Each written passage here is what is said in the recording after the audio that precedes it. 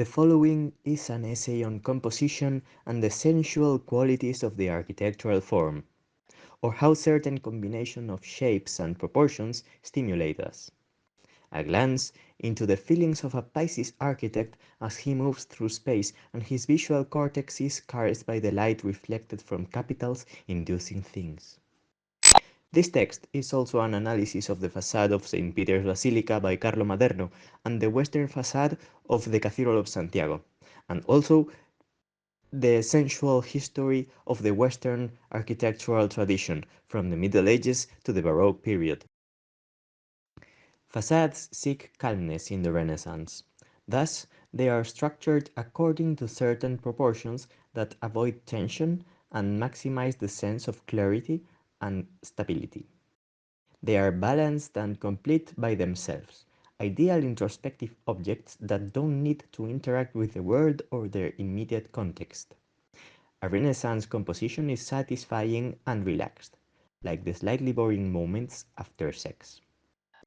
Baroque facades, in contrast, are stimulating and agitated visions, more comparable to sex itself.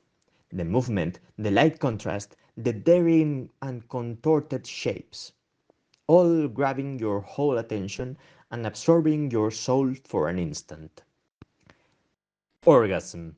A visual orgasm.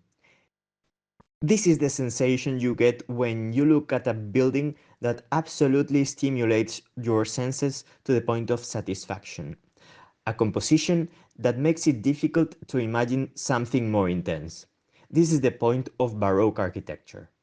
A perfect example is the facade of the Cathedral of Santiago de Compostela, with its Baroque profusion of ornament, shadows, contrast, and reflections of light, like the curly hair of a hot Brazilian girl.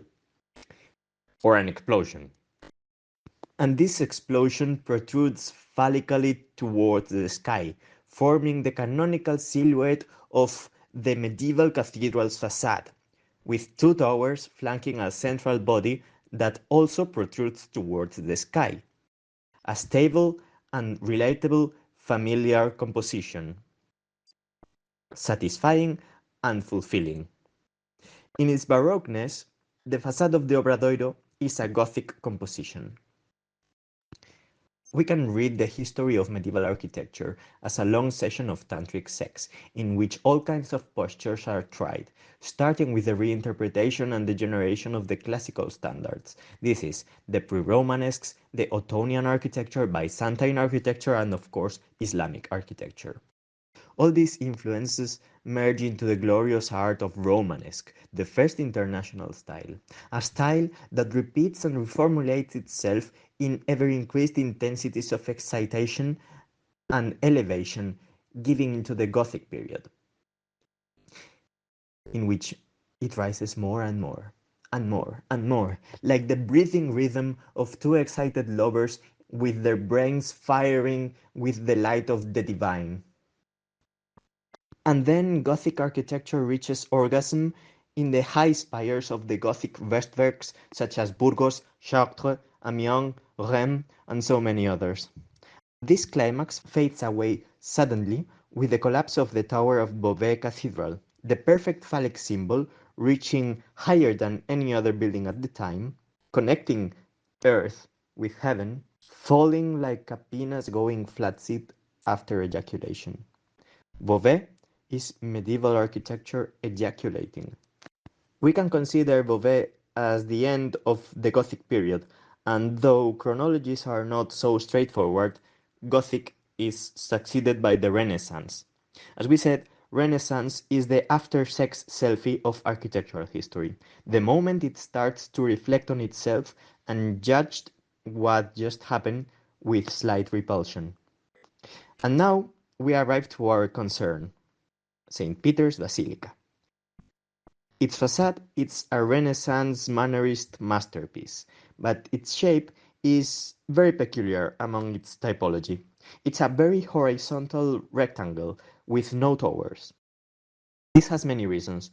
The main one is that the facade is part of an ampliation.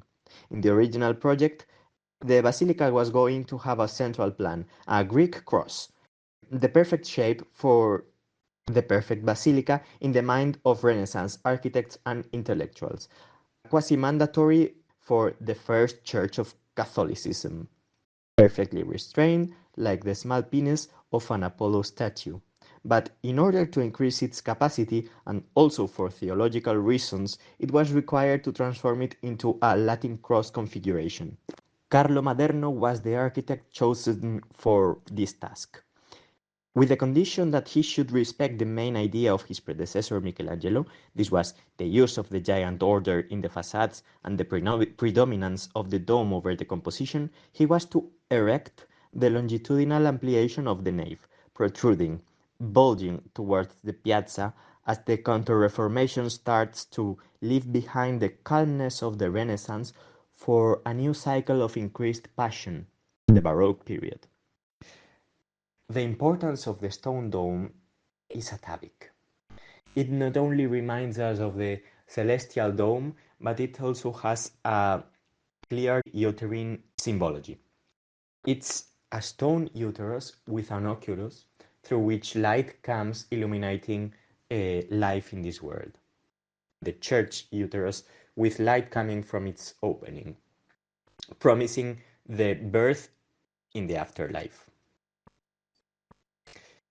Prolonging the church meant putting the dome, this important symbol, further away from the Piazza di San Pietro. A tall facade would block its view. The easy and only solution was to keep it low. But there's a significant contradiction here. The facade needs to represent the magnificence of the greatest church, signal the central door, set a hierarchy of the parts, focus your sight, and host the bells, clocks, and the Pope's balcony, contained within a horizontal rectangle. The composition is a row of Corinthian pilasters and semicolumns that are slightly pushed backwards and forwards, emphasizing the central aisles and visually reinforcing the extreme ones under a common entablature. Even a triangular fronton is placed, signaling the center, but always within the set rectangle. Color is added to give depth. The pilasters and columns are brighter than the background to make them stand out, and the attic is completely different in a white color, so it doesn't merge with the entablature, creating a heavy imbalance. All this depth and strength and intensity and monumentality is contained in a fucking rectangle. It's like an explosion of classicism wanting to expand towards the heavens with towers and wanting to invade the piazza with baroque protrusions and porticos, yet it's contained there, in a fucking rectangle, and it has you tied to it, feeling its force, its intensity, seeking a conclusion and a satisfaction that never comes. You want towers, and it doesn't give them to you. You want the dome, but it's never fully visible, always moving in the background as you move through the square. You want a triangle, a pinnacle, something marking out the axis of symmetry, yet you only get a horizontal cornice. You even want to surround it and see what's hidden behind this wide facade, yet it's only insinuated through the arched passageways in the extreme aisles. It's a session of extreme intense edging. This is why it keeps you hooked in. You can't take your eyes from it because you are not satisfied, yet it stimulates you more and more as you look at it. Once the Pope begged for an orgasm. He asked Bernini, the known libertine architect, sculptor, and orgy organizer, to build two bell towers on the extremes of the facade. Sure, the result would have left you satisfied, but it would also have dullified the whole composition. Only one of the towers was built, but its structural problems forced to demolish it after a while, and it was agreed never to try again. At the same time, the facade of Santiago is a petrification of ecstasy, the image of an ascended soul unified with God and in continuous and perpetual orgasm, the material representation on earth of this altered state of mind that some say can be achieved through meditation. St. Peter's facade is like a sex slave that agreed to be kept forever in detention before an explosive orgasm. The Cathedral of Santiago is an image of the orgasm itself, the perpetual flame of a perpetual orgasm, which is the unity with God. This image of a petrified flame of ecstasy is a very appropriate external image for a Westwork that contains the Portico of Glory, a Romanesque masterpiece that represents the ascension of the soul from the earthly world of sun, moon, and the decay of the flesh through the final judgment until reaching the unity with God in the light of the heavenly Jerusalem.